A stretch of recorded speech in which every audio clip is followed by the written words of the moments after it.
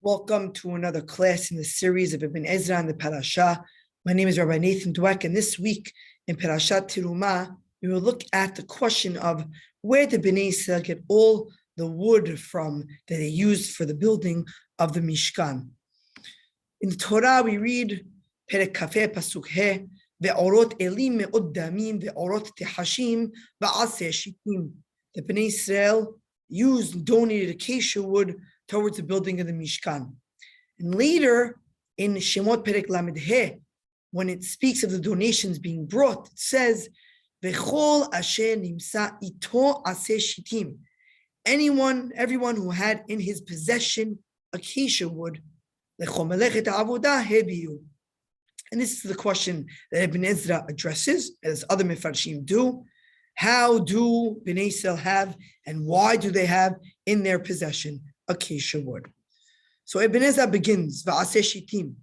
He begins by quoting Yesh Mikadmonenu She'amru, She'Yaakov Avinu Neta'am, that Yaakov planted them, these trees, for the wood. V'Yisrael Hosi'am Misrayim B'misvat Moshe. And that Bnei Israel took them out of Egypt by the instruction of Moshe. What's the proof of this? V'chol asher nimsa ito. The pasuk we just read. Everyone who had in his possession. It's something they had in their possession. How? Possibly how? From Misrayim, from the instruction, right? B'misvat Moshe, through Yaakov Abinu, and then Moshe instructed them to take it out. Just like they took out with them Techelet and Argaman. Now, when Ibn Ezra evaluates this, he questions, V'yesh li tmoa, and this is in his Perush Ha'aroch, right? His lengthy Perush on the Torah for Sefer Shemot. Yesh li tmoa, lama ne'emar, asher nimsa ito lesorcho. Ve'im amarnu ken yesh li tmoa. What do you mean for their needs? Each person has it in their possession for their need. Lama osiu aseh shitim, ki ma sorech yesh lahem. Why would they take out this acacia wood? What need would they have for it? Ve'od, as well. Hinei misrim hoshvin ki lisboach hem holkim. They're going to sacrifice to their God. Ve'achach yashuvu, after that they'll come back. Ve'al ken hishilum, ve'ech yosiu kerashim rabim. But they're going to bring all these planks out, 10 amot long. They went through the place of the palace. They're going to ask them, what are you bringing this for? Why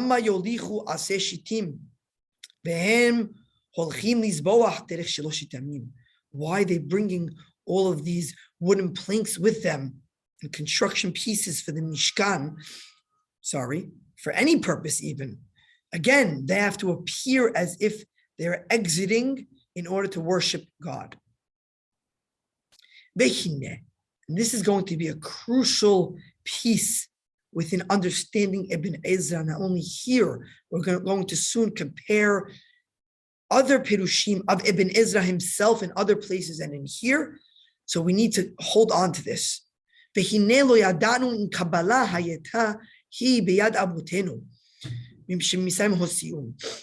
there was a tradition of some sort that, or an opinion that they took this wood out of Egypt. And Ibn Ezra is wondering. And as Rabbi, he explains here that this is sort of a conversation of some sort, right? Ibn Ezra is just discussing the possibilities here. And he says, we're not sure if this is a Kabbalah, a tradition from our ancestors. They brought them out of Egypt. And if that's true, we are going to push aside our logic for this tradition. Ibn Ezra does this in many places. In some places, he says, regardless of what I think or what we think is the logic of this explanation, because there is a tradition from our ancestors, therefore, we push aside our sevara, our logic, and especially when it comes to halacha, that even if there's a logical explanation that might make sense, that halacha pushes away our quote-unquote logical explanation for halacha.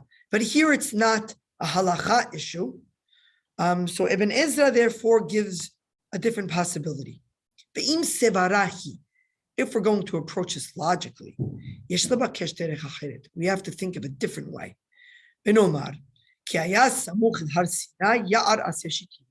Next to Har Sinai, in the south, there's a forest of acacia wood. What did Moshe tell them? They're going to be there for a long time.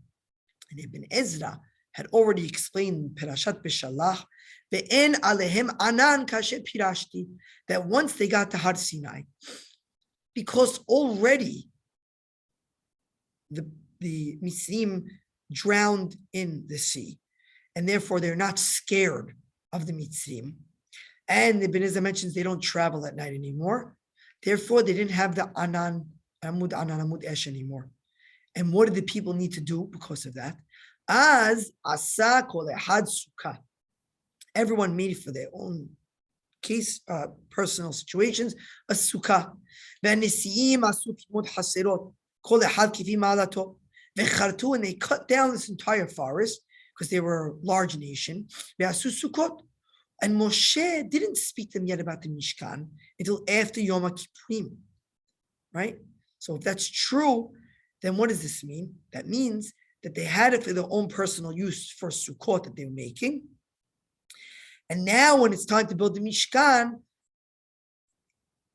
he tells them to build with wood that they have, and they have wood for making these Sukkot, as well as maybe extra wood. They're cutting down this entire forest.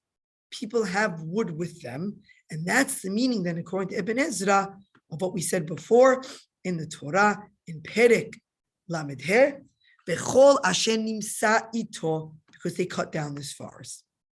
Now, this seems like a very logical explanation, and seems like this is the Shitat Ibn Ezra, except for a problem. When we go back, take a look throughout the Perush Ibn Ezra, we see that Ibn Ezra wrote different Perushim. He wrote a Perush HaKatzar, a short Perush, which is on the 5 Chumashim, and then he wrote a long Perush as well on Bereshit and Shemot. Right?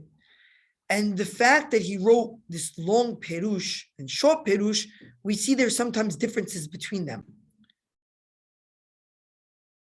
Now, here's one of them. There's a big question, and the Hokrim, the scholars, and different rabbis throughout the generations debated this question of when did Ibn Ezra write each Perush? Did he write the Katzar first or the Aruch first? Right? Some say he wrote the Katzar first because he negated this whole idea of a long Perush, and he kind of criticized some of those previously who wrote long Perushim in the Torah. Some say he wrote the Katzar first, then the Aruch. Some say the Aruch was first in the Katzar, and that was based on locale and different localities that he was in throughout his years of writing the Perush. And some, and Raftihi, as I spoke to him, discussed this with me, said that it's possible that sometimes Ibn Ezra is writing them not as one Sefer, and then he's writing the Katzar and then the Aruch. No, it's sometimes he wrote different Perushim at different times, and he could have written partly the Katzar and then some of the Aruch and then some of the Katzar. Here's an example where things get confusing, because on his Perusha Katzar, the Terumah, Ibn Ezra says, Ba'aseh shitim, yesh omrim, some say that they cut them down from the Midbar. Ve'anachon be'enai, and what's good in my eyes, the right explanation is, they took them out of Egypt. And why? The proof of that is the pasuk, Bechol asher nimsa ito, right? Aseh shitim, that people had with them in their possession, Aseh shitim, which is in total contradiction to what Ibn Ezra just said in the Pirush Aruch. To add to that, in Parashat Beshalach, when he's explaining the loss of the Amud Anan, Amud Esh, and he's saying that they made Sukkot, he says, when they came and they made Sukkot, Moshe informed them that they'd be there for a lot of time until they made the Mishkan. And because of this reason, they had taken Aseh Shittim out of Mitzrayim. So in two places, then he says they took them out of Egypt. In the Perush Aruch on Terumah, he says that probably is not the logical explanation. Another answer can be that if we go back to this part where he says we don't know if it's a Kabbalah, if there's a tradition from our ancestors on this topic, it could be that Ibn Ezra was playing with this, that if there is a tradition from our ancestors and it's something that is strong, then we'll accept it and push out our logic. And it seems like Ibn Ezra does that in these two places, in his Pirush HaKatzar and in Ha'aroch for Beshalach. But at some point in time, Ibn Ezra was playing with the idea that maybe it's not a full tradition. And again, it doesn't affect the halacha.